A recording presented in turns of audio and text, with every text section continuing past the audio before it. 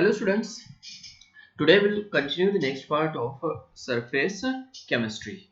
Okay, in last part we discussed some general part, correct na, in that adsorption. Okay, आणि खूप महत्त्वाचा part होता तो, okay, general part जरी असला, adsorption डिस्कस केलं, absorption डिस्कस केलं, बरोबर ना, दोन्ही मधला डिफरन्स डिस्कस केला आपण, त्याच्यानंतर टाइप्स ऑफ adsorption डिस्कस केलं, फिजिसॉर्प्शन आणि केमिसॉर्प्शन. करेक्ट, adsorption आयसोथर्म ज्याच्यावरती क्वेश्चन विचारला जातो, करेक्ट ना. ओके, ते सुद्धा आपण डिस्कस केलं. Okay, related to the gases phase, correct ना. ओके, सोल्युशन फेज साठी ओके adsorption आयसोथर्म काय आहे बघा, adsorption for solution phase, correct ना, from solution phase. Solution phase मध्ये ओके डिफरन्स काय आहे, फक्त काय इन्स्टेड ऑफ प्रेशर इथं काय घ्यायचं तुम्हाला, कॉन्सन्ट्रेशन टर्म घ्यायची आहे. x divided by m is equal to k into c to the power 1 divided by n. बरोबर आहे ना. ओके, प्रेशरच्या ठिकाणी काय आहे, कॉन्सन्ट्रेशन टर्म आहे. आणि जो प्लॉट येणार आहे, okay, is plot drawn log to the log x divided by m versus काय होतं, लॉग p होतं. इथं काय होईल आता, लॉग c होईल. बरोबर आहे ना. ओके, स्लोप सेम असणार आहे, इंटरसेप्ट सेम असणार आहे. अंडरस्टूड. ठीक आहे, हे झालं related to the okay concentration. Correct. त्याच्यामध्ये काय इम्पॉर्टंट ऑब्झर्वेशन्स आहेत. The extent of adsorption decreases with an increase in temperature. लक्षात येते, टेम्परेचर इन्क्रीज केले की येस एक्सटेंट ऑफ adsorption काय होणार आहे, डिक्रीज होणार आहे. Correct. The extent of adsorption increases with the increase of surface area. This is very important again. बरोबर आहे ना. सरफेस एरिया इन्क्रीज जर केलं, ओके, विचारलं जातं हे adsorbentचा सरफेस एरिया केलं, इन्क्रीज केलं की adsorption काय होतो, इन्क्रीज होतं. Extent of adsorption depends on concentration of solute. जेवढं कॉन्सन्ट्रेशन जास्त असेल, बरोबर आहे, कशावरती डिपेंड असणार आहे, कॉन्सन्ट्रेशन वरती डिपेंड असणार आहे. करेक्ट ना. ओके, विचारलं जातं हे extent of adsorption depends on dash dash. Okay, खाली तुम्हाला ऑप्शन्स देतात, concentration of solute, nature of solute, हे सगळ्या गोष्टी तुम्हाला दिल्या जातात. तर concentration of solute is very important point. Correct ना. Extent of adsorption depends on nature of adsorbate. बघा, नेचर महत्वाचं आहे adsorbateचं. करेक्ट. ठीक आहे, हे पॉइंट्स खूप महत्वाचे आहेत, थेरोटिकल पॉइंट्स आहेत, बट डायरेक्ट विचारले जातात. येते लक्षात हे. ओके, सो मग हे पॉइंट्स प्रॅक्टिस करा. येस, हायलाइट करून ठेवा. आयएमपी आहे, हे इक्वेशन लक्षात ठेवायचं आहे. This is also IMP. Correct. Applications of adsorption. ठीक आहे ना. ओके, तुम्ही डिटेल मध्ये स्टडी केलेला आहे adsorption. Okay, applications of adsorption. आता कशासाठी यूज करतात adsorption? फर्स्ट आहे प्रोडक्शन ऑफ हाय व्हॅक्यूम. तर व्हॅक्यूम म्हटल्यानंतर तिथं एअर नसली पाहिजे, बरोबर ना. मग ते एअर मॉलिक्यूल जे आहेत, एअर मधले जे काही पार्टिकल्स आहेत ते ऍब्सॉर्ब करण्यासाठी, ओके, तिथून कमी करण्यासाठी, ओके, जनरली काय करतात, तिथं ऍब्सॉर्बंट ठेवतात. आलं लक्षात. जसं की चारकोल आहे, ठीक आहे ना. ओके, येस, त्या ह्याच्यामध्ये ठेवलं चारकोल, बरोबर आहे ना, त्या व्हॅक्यूम मध्ये, की तिथला गॅस जो आहे, ओके, तो काय होतो, ऍब्सॉर्ब होऊन जातो. कशावरती, या चारकोलवरती. Correct now, vessel evacuated by the vacuum pump to get a very high vacuum. Charcoal adsorb करतो त्याला, समजलं हे.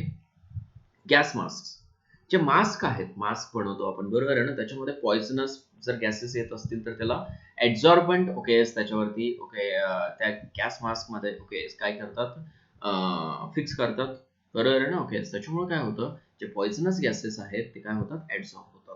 आता जनरली हे कुठे यूज करतात, माइन्स मध्ये यूज करतात. माइन्स मध्ये जे वर्कर असतात कोल माइन्स मध्ये, ठीक आहे ना. ओके, तिथं काय हे मास्क यूज करतात फॉर दी ब्रीथिंग. आलं लक्षात का, कारण पॉइझनस गॅसेस असतात त्याच्यामध्ये आणि ते ऍब्सॉर्बंट वरती काय होतात, ऍब्सॉर्ब होतात. Understood. Next one, control of humidity. Humidity म्हणजे काय, मॉइश्चर. आता मॉइश्चर, ओके, एखाद्या सबस्टन्स वरती ऍब्सॉर्ब होत असेल, लक्षात येते ना. ओके, तर तो सबस्टन्स काय करतात तिथं, येस, ठेवला जातो. जसं की आता इलेक्ट्रॉनिक मटेरियल्स असतात, इलेक्ट्रॉनिक मटेरियल्स, ओके, मॉइश्चरमुळे खराब होऊ शकतात, बरोबर आहे ना, कारण तिथं शॉर्ट सर्किटचा प्रश्न असतो, शॉर्ट सर्किटचा प्रॉब्लेम असतो. करेक्ट ना. शॉर्ट सर्किट जर झालं तर काय, येस, डेफिनेटली ते काय म्हणतो त्याला आपण, डिफेक्टिव्ह असणार आहे. ते डिफेक्ट त्याच्यामध्ये क्रिएट होऊ नये, ओके, म्हणून काय करतात, त्या बॉक्सेस मध्ये सिलिका आणि ॲल्युमिनियम जेल जे असतात, बरोबर आहे ना. ओके, ते यूज करतात, छोटे छोटे पॉच यूज करतात. ओके, काय करतात हे, तर काय, they absorb whatever moisture on its surface.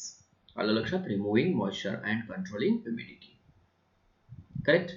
Removal of colouring matter from the solution. आता जनरली बघा, ओके, ग्लुकोजचं सोल्युशन आहे, कुठलंही सोल्युशन घ्या, ओके, त्याच्यामध्ये चार्कोल ऍड केले की कलरिंग मॅटर जे आहेत त्याच्यावरती ऍडसॉर्ब व्हायला लागतात. जनरली चार्कोल यूज करतात टू रिमूव्ह दी कलर. सिअर ॲनिमल चार्कोल असतो तो.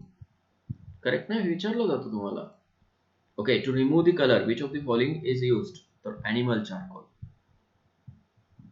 करेक्ट. कुठला फिनॉमिना आहे? ऍडसॉर्प्शन फिनॉमिना आहे.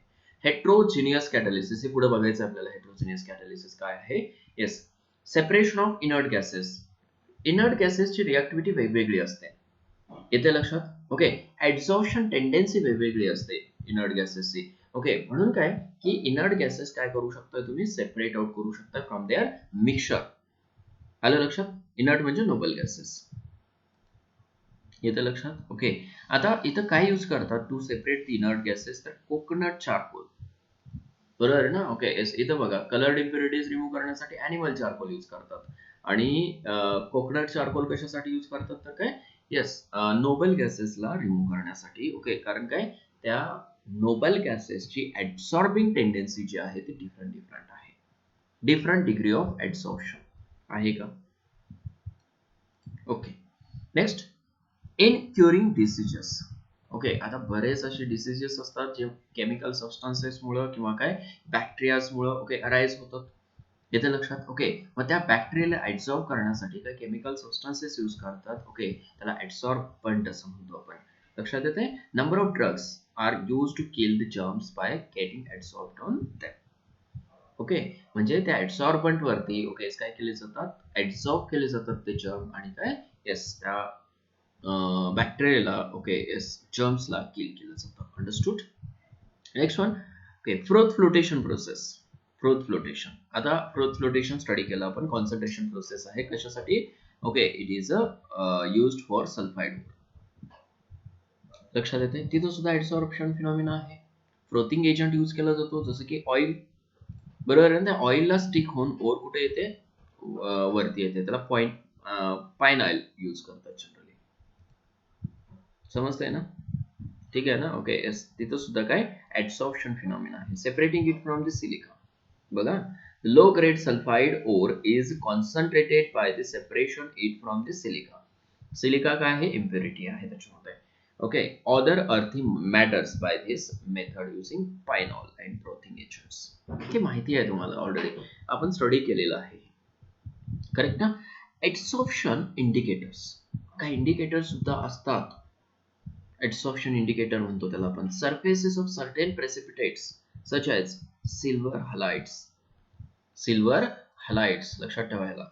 Have the, okay, property of adsorbing some dyes such as, त्याचे नाव लक्षात ठेवा. Eosin, correct.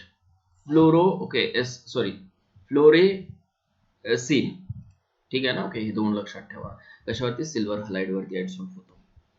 thereby producing characteristic color at the end point. end point ला, ओके, त्याचा एक कॅरेक्टरिस्टिक कलर असतो. ओके, येस, नाव लक्षात ठेवा. सिल्वर हलाइड यूज करतात, इओसिन आहे, फ्लोरोसिन आहे, हे डाईज आहेत.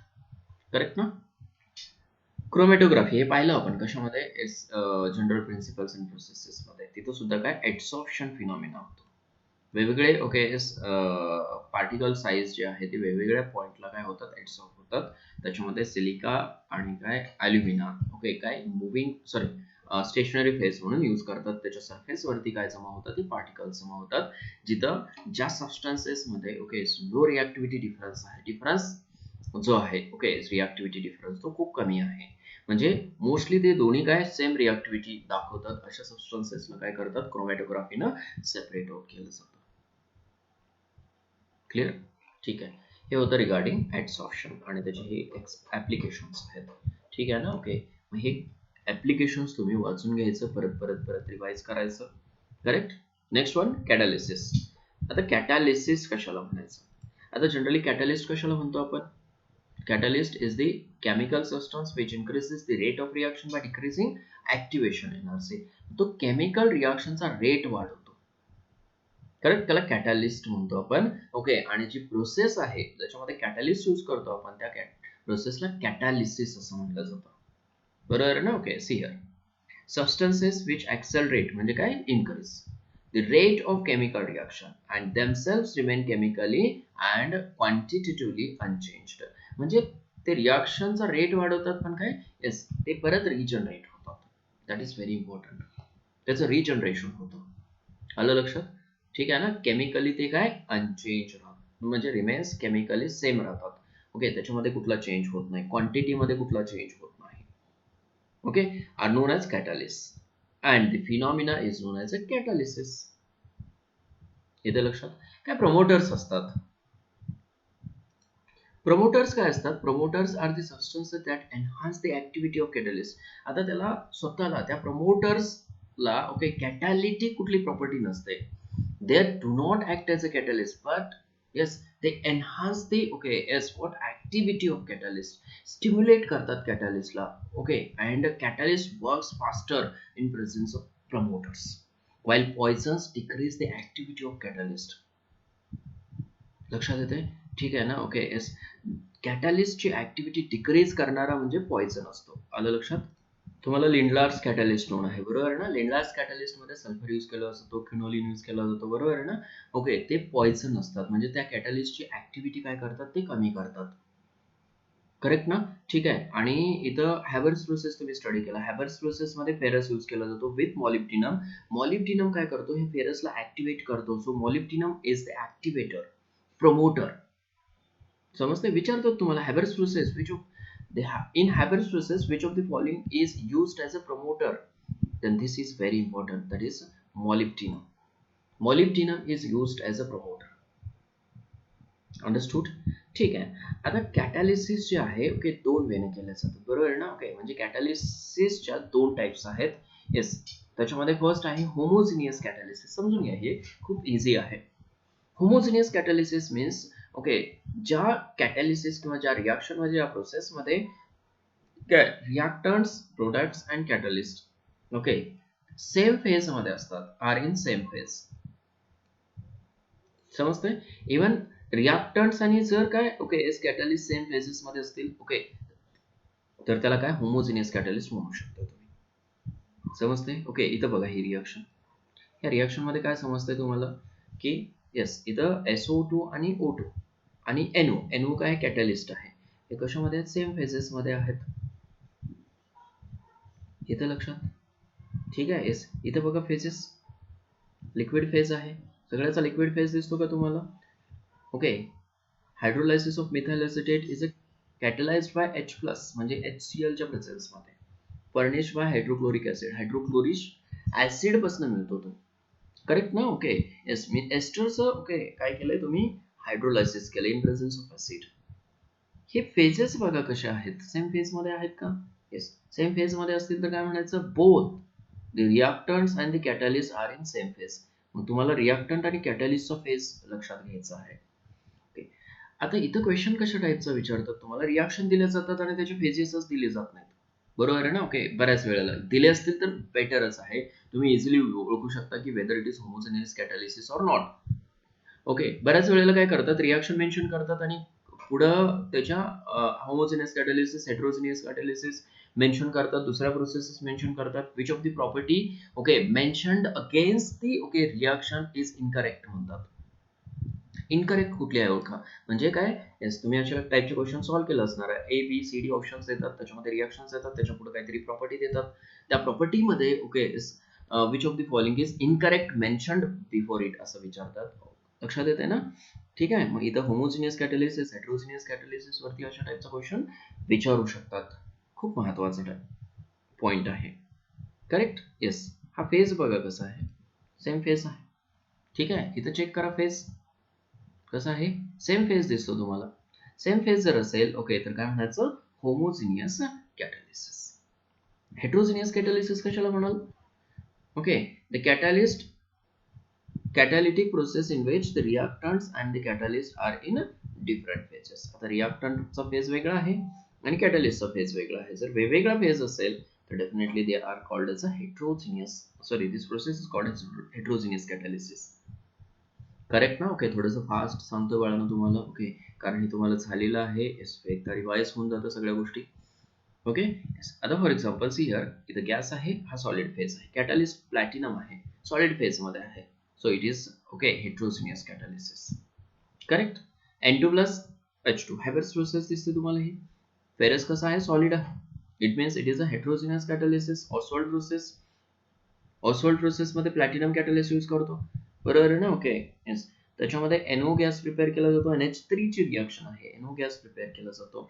ठीक आहे ना. Okay. Platinum as a catalyst, gases phase दिसतात तुम्हाला, हे प्लॅटिनम कसं आहे, सॉलिड फेज आहे. So this is called as what, heterogeneous catalysis.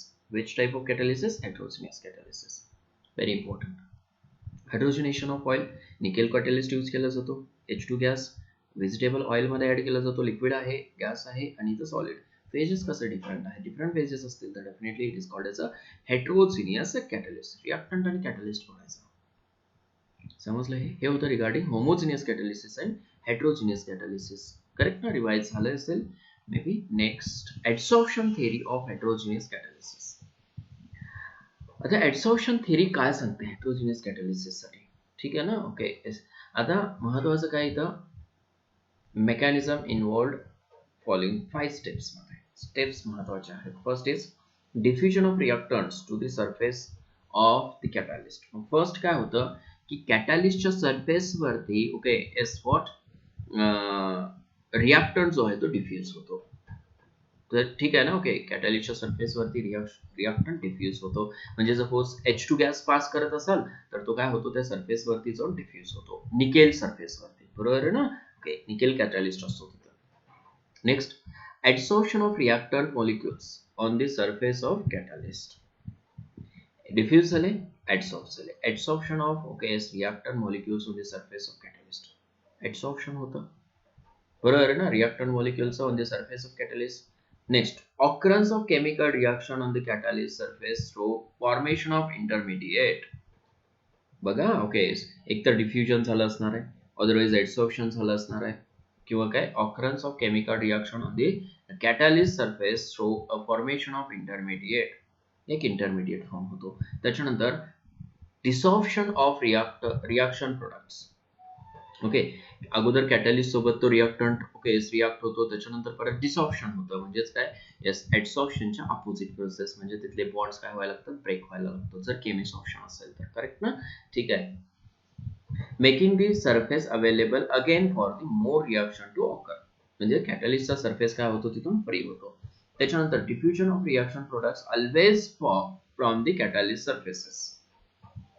Correct ना. डिफ्युजन जे आहे, diffusion of reaction products away from the catalyst surface. काय होतो, अवे होतो. क्लिअर आहे हे, ठीक आहे. येस. इथं प्रोसेस दिलेली आहे बघा. हे बघा, कॅटलिस्टचा सरफेस आहे, सरफेस वरती काय झाले, रिएक्टंट मॉलिक्यूल ऍडसॉर्ब झाले, म्हणजे ए बी काय झालं, तिथं ऍडसॉर्ब झालं जाऊन. करेक्ट. ओके. ऍडसॉर्प्शन नंतर परत काय होतं, डिसॉर्प्शन होतं ऑफ प्रोडक्ट. हा प्रोडक्ट फॉर्म झालेला आहे, आलं लक्षात. परत काय झालं, हे बॉन्ड ब्रेक झाले, बॉन्ड ब्रेक झाले की त्याला डिसॉर्प्शन म्हणायचं. कॅटलिस्टचा सरफेस परत काय झालं, yes, it is available for the next reaction. इथं प्रोडक्ट फॉर्म झाला ना, ए बी. आता इथं ए आणि बी वेगवेगळे होते, आता इथं ए आणि बी फॉर्म झाला का, इथं रिएक्शन झाली दोन्हीमध्ये. आलं लक्षात हे. म्हणजे रिएक्शन कुठं होते, तर सरफेस वरती कॅटलिस्टच्या. करेक्ट. आणि कॅटॅलिटिक रिएक्शन हे जनरली झिरो ऑर्डर रिएक्शन्स असतात, कारण काय, स्मॉल अमाऊंट ऑफ सबस्टन्स फक्त त्याच्यावरती जमा होतो, निग्लिजिबल अमाऊंट ऑफ, आणि most of the reactant molecules remain as it is. Okay. आणि प्रोसेस कंटिन्यू होते. कधीपर्यंत कंटिन्यू होते प्रोसेस, जोपर्यंत रिएक्टंट संपत नाही. आलं लक्षात. Next one, important features of solid catalysis. काय इम्पॉर्टंट फीचर्स आहेत, एक तर ऍक्टिव्हिटी.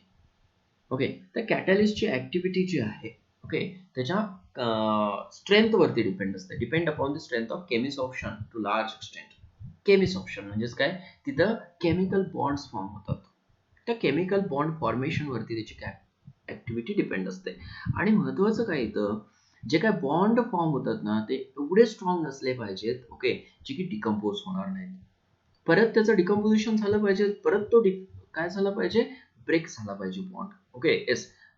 एवढंच काय झालं पाहिजे त्याच्यावरती, ओके, ऍडसॉर्प्शन झालं पाहिजे. बघा इथं, the reactant must get adsorbed reasonably strongly onto the catalyst to become active. However, they must not get adsorbed so strongly that they are immobilized and other reactants are left with no space on the catalyst surface for adsorption. याचा अर्थ काय की तिथं strong bond form नाही झाला पाहिजे. ठीक आहे ना. ओके, रिजनेबल स्ट्रॉंग फॉर्म झाला पाहिजे. ओके, पण तो परत काय रिमूव्ह पण झाला पाहिजे.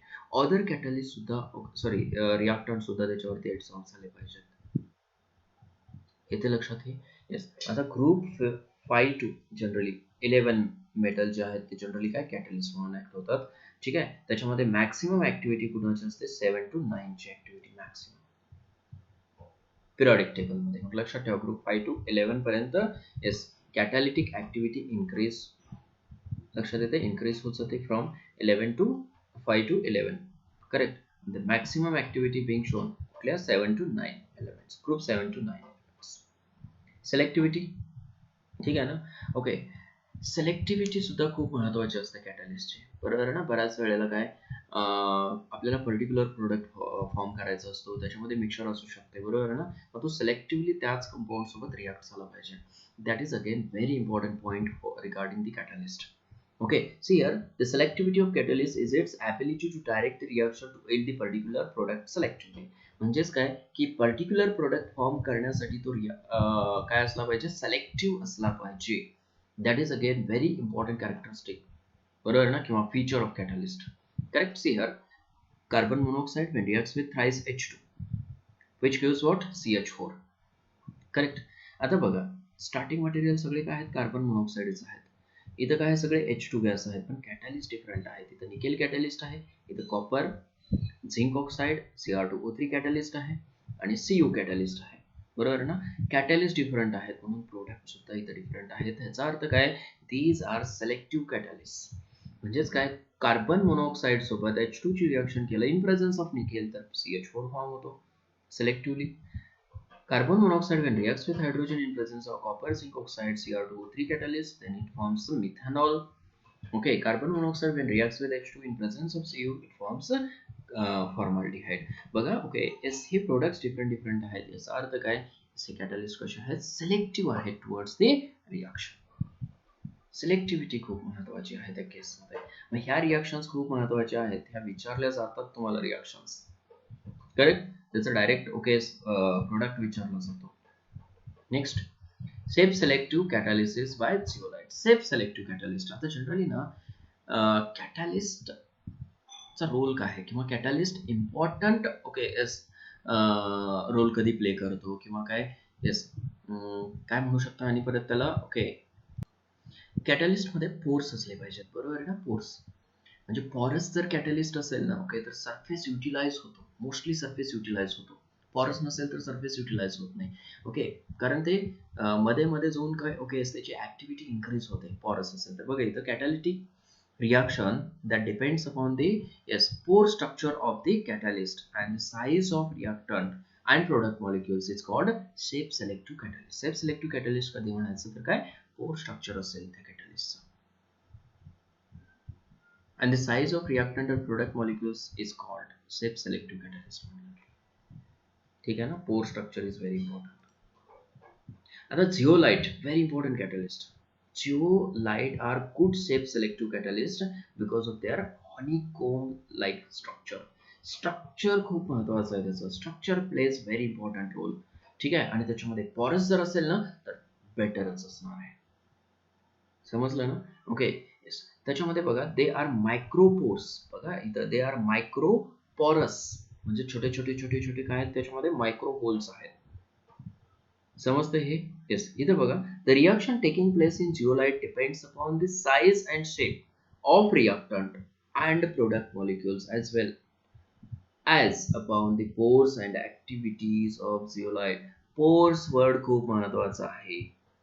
आणि सॉरी ऍक्टिव्हिटी म्हणलं cavity of the reactants. Cavity म्हणल्यानंतर तुम्हाला समजलं असणार त्याच्यामध्ये छोटे छोटे छोटे काय असले पाहिजेत, पिट्स असले पाहिजेत, त्याला कॅव्हिटीज म्हणतो आपण. करेक्ट ना. पोर्स असले पाहिजेत, कॅव्हिटीज असले पाहिजेत, त्याच्यावरती त्याची ऍक्टिव्हिटी डिपेंड असते. कारण काय कॅटॅलिस्ट सरफेस वरती तो जमा होतो ना इझिली. प्लेन सरफेस जर असेल कॅटॅलिस्टचा ओके तर काय एडसॉर्प्शन कमी होतं आणि त्याच्यामध्ये छोटे छोटे छोटे पिट्स असतील तर डेफिनेटली काय एडसॉर्प्शन वाढत जातं. क्लिअर झालं हे?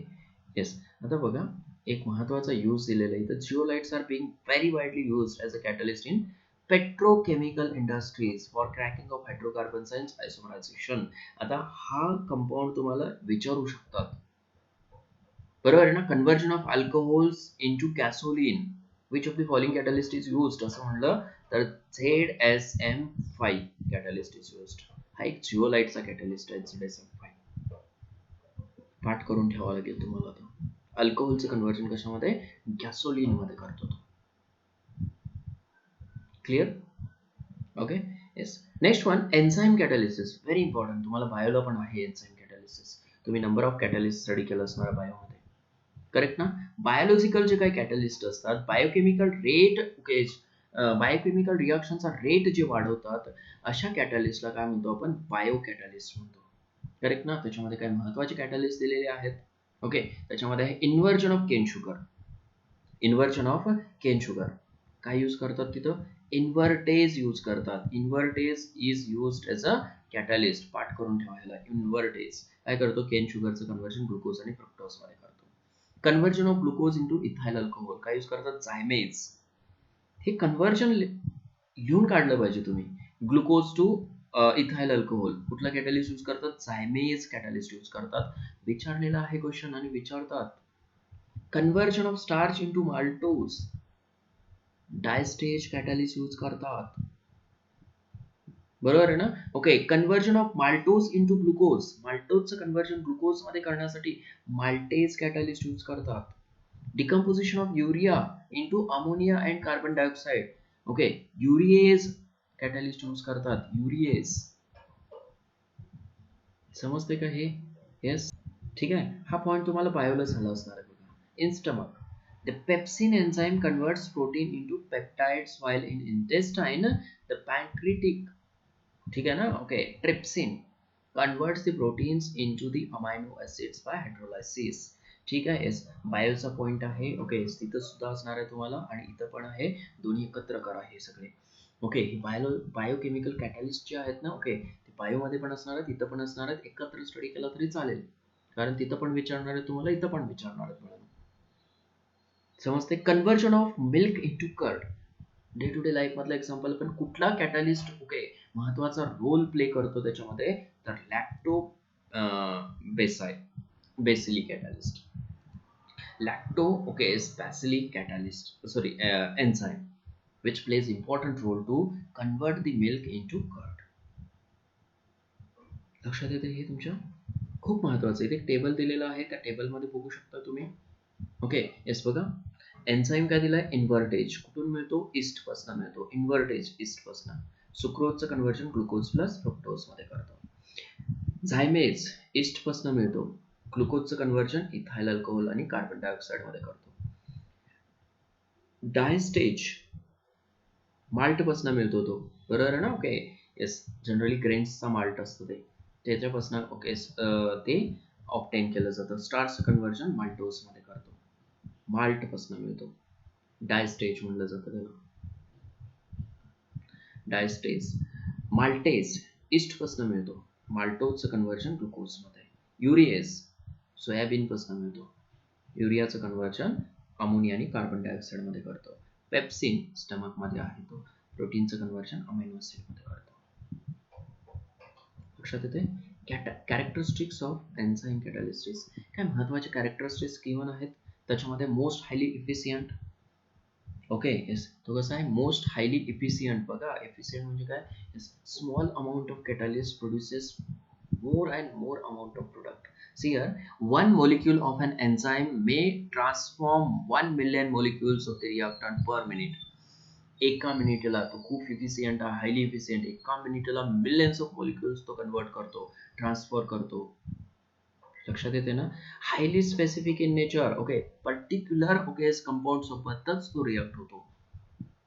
येते का लक्षात? For example, enzyme urease catalyse, okay, hydrolysis of urea only. फक्त युरियालाच हायड्रोलाइज करतो, ऑदरला तो टच करत नाही.